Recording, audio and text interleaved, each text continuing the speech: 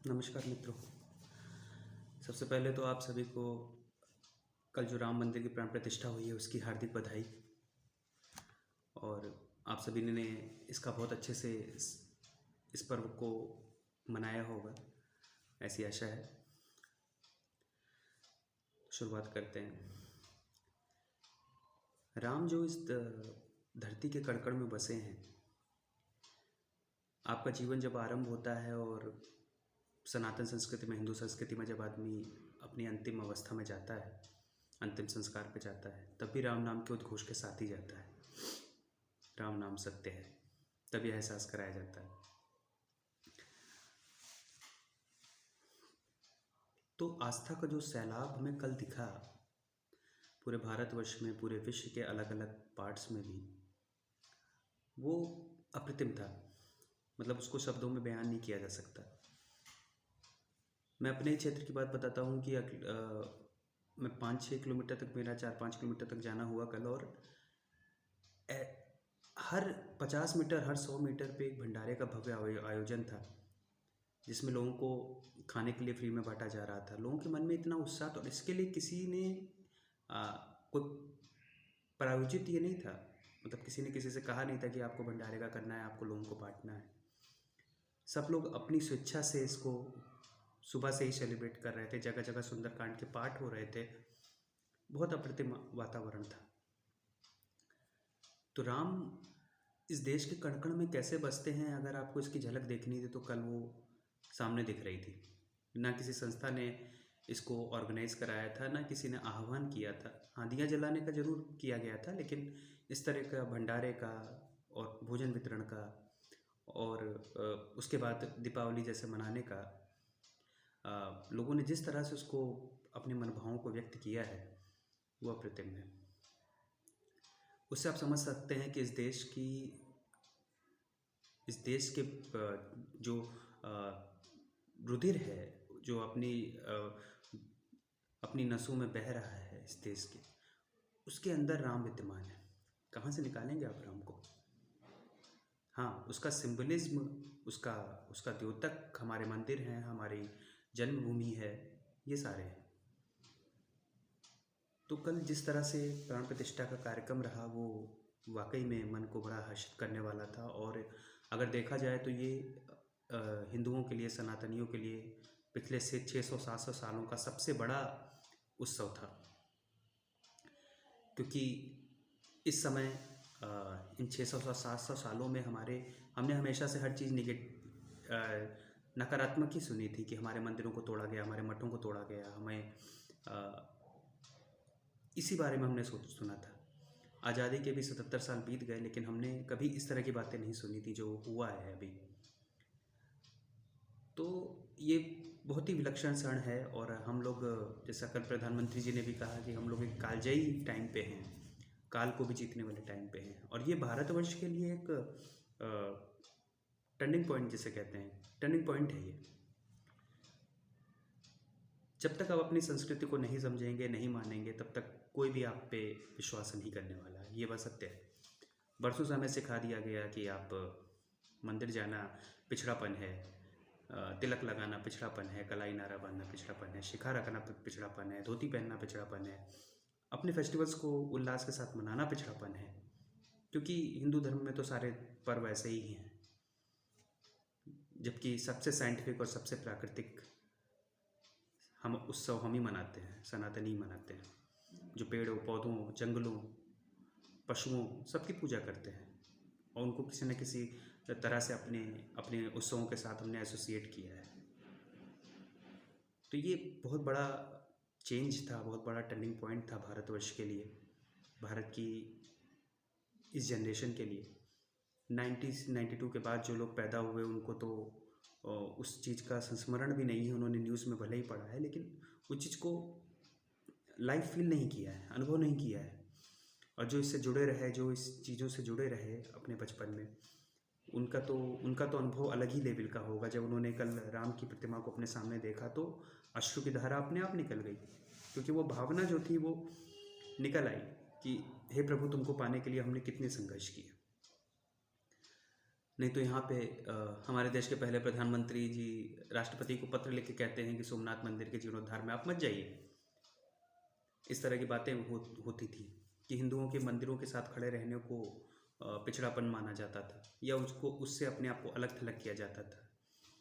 आज से 5 साल पहले की, 3 साल, 4 साल, 5 साल पहले की अयोध्या में जाके आप देख लेते क्या हालत थी वहाँ की।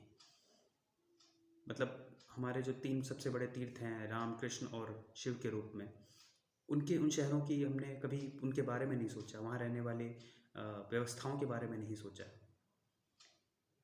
तो इसको इसको ना सोचना भी हमारी कमजोरी थी, हमारी सरकारों की, जिसने वोट बैंक के लिए एक पक्ष को ही बस खुश रखने के लिए काम किए। मतलब निशंसता की हद पार करी गई जब राम मंदिर आंदोलन हुआ। शुरुआत तो तभी से हो गई जब पहली FIR 1864 में निहंग सिख जब वहाँ पे घुसे। सिखों को, जिसको हिंदुओं से अलग करके देखा जाता है, वही सिख अपने को राम का वंशज मानते हैं, और वो कुछ सिख जो थे उनको वो घुसे वहाँ पे और उन्होंने राम नाम के जाप किए। पहली FIR तब दर्ज हुई। उसके बाद से होते 1949 में जब रामलला का प्रकटीकरण होता है, उसमें वहाँ के जो डिस्ट्रिक्ट कलेक्टर हैं, डिस्ट्रिक्ट मजिस्ट्रेट हैं, सबका जिस तरह से सरकार से, नेहरू से भिड़ना, मतलब बहुत बड़ी बात थी। उसके बाद विहिप और विश्व हिंदू परिषद और बजरंग दल के द्वारा और उसके अनुशासनिक संगठन भारतीय जनता पार्टी राजनीतिक रूप से जब ये जुड़ता है, तब ये आंदोलन एक भव्य रूप लेता है और हिंदुओं को जाति पंथ से ऊपर उठ के जोड़ता है।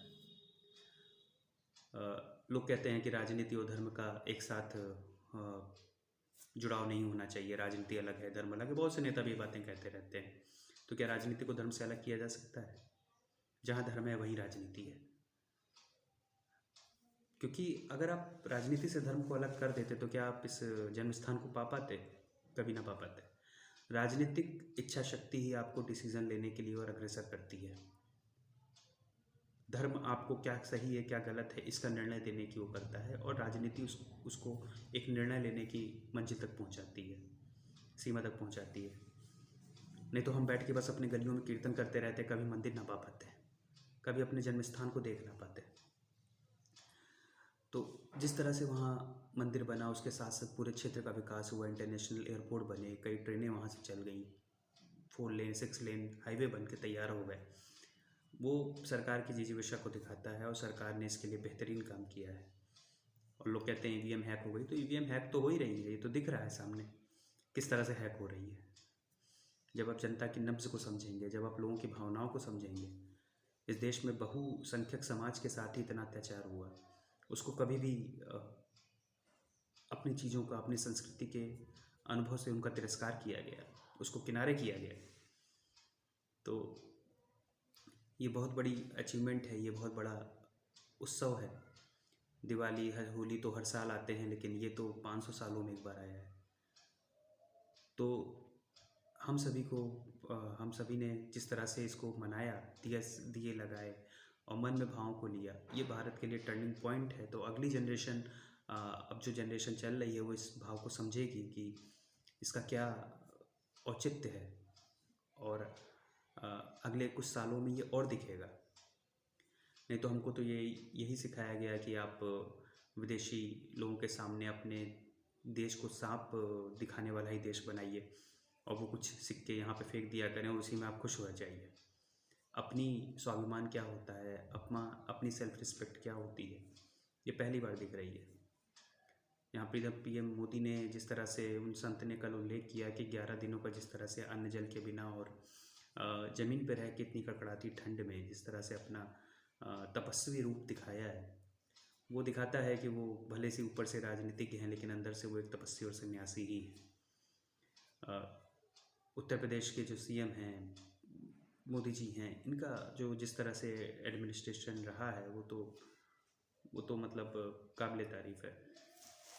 और इससे हमारे भगवान राम की वापसी हुई है, और लोग अब आशा है कि आगे आने वाले समय में जो और भी धर्म जन्म स्थान है, हमारे जो 3 मेन तीर्थ हैं, राम, शिव और कृष्ण के, उसको हम पूरी तरह से पा पाएंगे, जिनके केसेस ऑलरेडी चल रहे हैं, काशी और मथुरा के। तो आप देखिएगा कि मतलब अब हमें रास्ता मिला है कि हम कैसे इन चीज़ों को, अपने गौरव को पुनः से प्राप्त कर सकते हैं। तो तो हम अनुसार आगे बढ़ेंगे। और जितने भी इस्लाम धर्म को मानने वाले हैं वो भी राम के ही वंशज हैं, वो भी शिव के ही वंशज हैं, वो भी कृष्ण के ही वंशज हैं। तो वो इस चीज़ को समझें। और नहीं समझते हैं तो कोर्ट का माध्यम है ही, जिसके माध्यम से हम अपने जो इतिहास है, अपने जो देवता हैं उनकी प्राप्ति फिर से कर सकते हैं, जो हमने करके दिखाया है। तो हिंदू एकजुट रहेगा, सनातनी एकजुट रहेगा, तो हम कोई भी कठिनाई को पार कर सकते हैं। ये सामने आपके प्रमाण मिला है। धन्यवाद आपका जुड़ने के लिए। वीडियो अच्छा लगे तो लाइक शेयर कमेंट ज़रूर करिए, और राममय होके अपने आगे के जीवन को में बढ़िए, और सदा सनातन के साथ खड़े रहिए। धन्यवाद।